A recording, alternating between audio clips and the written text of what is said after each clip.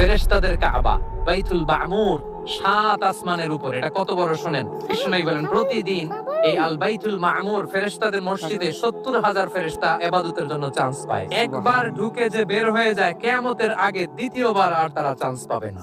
ওইটা শেষ। এরপরে সিদরাতুল মুনতাহা, সীমান্ত বৃক্ষ, এটা আরো বড়। ফেরেশতাদের জ্ঞান সীমানা ওইখানেই শেষ।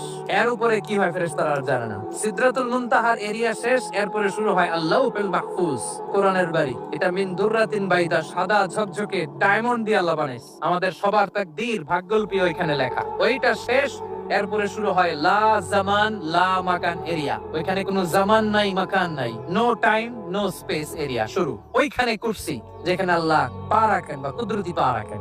বড় রাজা বাদশারা সিংহাসনে বসে পা রাখে একটা টেবিলের উপর, শাহী টেবিল, ওইটার নাম কুরসি। আল্লাহ বলে ওয়াসিআ কুরসিয়ুহুস সামাওয়াত ওয়াল আরদ। আল্লাহর এই কুরসিটা এতক্ষণ যা বললাম এই সবগুলোর চাইতে